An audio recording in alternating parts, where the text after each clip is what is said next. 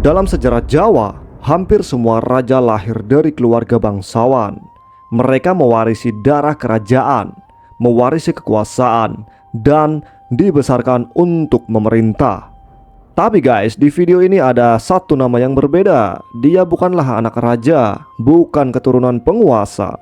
Bahkan menurut kisah yang beredar, yang paling terkenal, masa mudanya dipenuhi dengan kriminal seperti pencurian, penipuan, dan berbagai tindakan yang menyimpang. Tapi beberapa tahun kemudian, si berandalan itu justru berhasil mendirikan kerajaan yang mengubah sejarah di Jawa Timur. Dialah karakter utama di video ini, Ken Arok. Sebagian orang mengenangnya sebagai pendiri Singosari. Sebagian lainnya mengingat dia sebagai pembunuh yang merebut kekuasaan.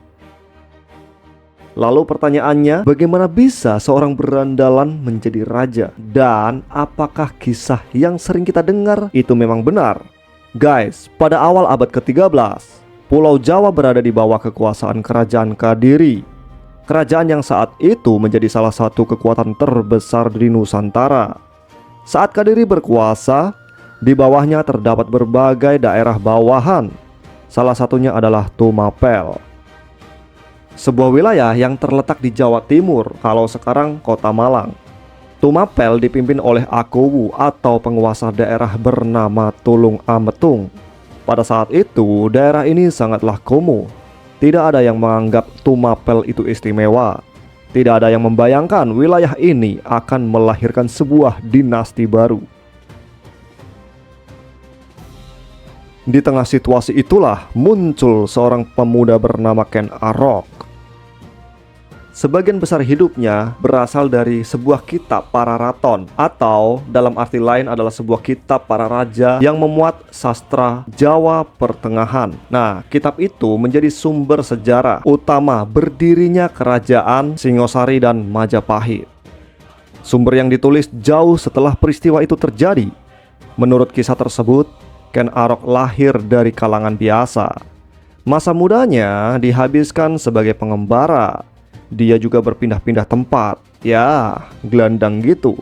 Dia bergaul dengan berbagai kelompok, mulai dari pedagang, pendekar, sampai kumpulan kriminal. Dan tentunya dia sering terlibat masalah. Tapi guys, di balik itu semua, ada yang membedakan dirinya dengan orang lain pada zaman itu adalah ambisinya, yaitu Ken Arok tidak ingin menjadi rakyat biasa. Perjalanan hidupnya berubah ketika dia bertemu dengan Ken Dedes. Ken Dedes adalah istri Tunggul Ametung. Dalam tradisi Jawa kuno, Ken Dedes bukan sekedar perempuan bangsawan. Dia dipercaya memiliki wahyu keprabon. Wahyu keprabon ini adalah sebuah tanda gaib di mana seorang ditakdirkan atau direstui oleh para dewa untuk menjadi orang besar.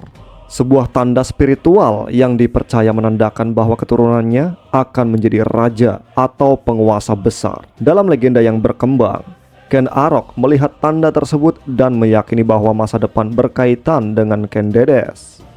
Entah karena cinta, ambisi, atau keduanya.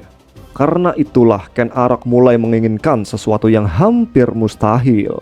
Ia ingin memiliki Ken Dedes dan sekaligus menguasai Tumapel. Tapi masalahnya adalah semua itu tidak mungkin terjadi selama Tunggul Ametung masih hidup, yaitu suami Ken Dedes. Menurut para raton, Ken Arok kemudian memesan sebuah keris kepada seorang empu terkenal. Namanya adalah Empu Gandring. Sebenarnya keris tersebut memiliki tujuan besar. Akan tetapi Ken Arok sungguh tidak sabar. Dia nggak mau menunggu guys. Sebelum kerisnya selesai ditempa, justru ia mengambil secara paksa. Dan tentunya Empu Gandring marah. Dari kejadian keris yang sedang ditempa inilah lahir sebuah legenda yang terkenal dalam sejarah Jawa. Sang empu mengutuk keris tersebut. Konon keris itu akan menelan 7 nyawa yang berkaitan dengan pemiliknya. Tak lama kemudian, Tunggul Ametung terbunuh. Ya, pembunuhan itu dilakukan menggunakan keris Empu Gandring tentunya.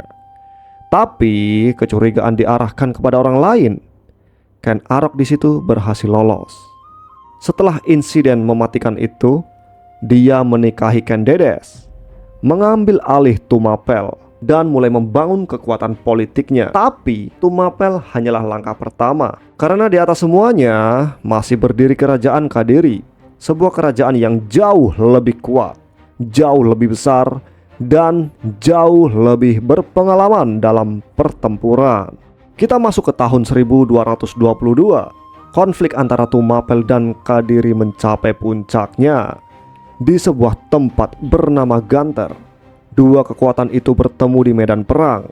Di satu sisi ada Raja Kartajaya dari Kadiri, penguasa kerajaan yang telah lama mendominasi Jawa Timur. Di sisi lain ada Ken Arok, seorang mantan rakyat biasa yang baru beberapa tahun sebelumnya tidak memiliki kekuasaan apapun. Ya, kalau dipikir secara logika, Kadiri harusnya menang. Tapi sejarah mencatat hasil yang berbeda, guys. Pasukan Kadiri dikalahkan, Kartajaya tumbang, dan Tumapel keluar sebagai pemenang di bawah kepemimpinan Ken Arok. Ya, kemenangan itu mengubah segalanya. Tumapel tidak lagi menjadi daerah bawahan. Setelah perang, sebuah kerajaan terlahir, namanya adalah Singosari, dan Ken Arok resmi menjadi rajanya. Tapi guys, karena jadi raja tersebut, Ken Arok bukan berarti berakhir dengan bahagia. Nah, ini nih, menurut yang tercatat di Pararaton, beberapa tahun kemudian Ken Arok dibunuh oleh Anusapati, putra Tunggul Ametung dan Ken Dedes. Ironi besar telah terjadi. Orang yang naik tahta melalui pembunuhan akhirnya mati karena pembunuhan juga. Usai kematiannya, perebutan kekuasaan terus berlanjut di dalam keluarga Singosari, mulai dari Anusapati, Tohjaya, Ranggawuni, hingga akhirnya kerajaan itu diteruskan oleh generasi berikutnya, dan legenda kutukan keris Empu Gandring terus hidup dalam ingatan masyarakat Jawa. Sampai hari ini, aku belum menemukan bahwa bagian mana sih yang memang masih fakta sejarah dari Ken Arok dan bagian mana yang sudah bercampur dengan legenda. Tapi, satu hal yang paling sulit dibantah, Ken Arok berhasil melakukan sesuatu yang sangat jarang terjadi dalam sejarah. Ken Arok berhasil mengubah sebuah karakter. Ia mengubah dirinya dari orang biasa menjadi pendiri sebuah dinasti. Sebagian orang memang melihatnya sebagai pahlawan, tapi sebagian melihatnya sebagai perebut kekuasaan. Ya, tanpa Ken Arok mungkin tidak akan ada Singosari. Dan tanpa Singosari tentunya, jalan menuju lahirnya Majapahit bisa jadi akan sangat berbeda. Karena sejarah tidak selalu diubah oleh orang yang paling baik.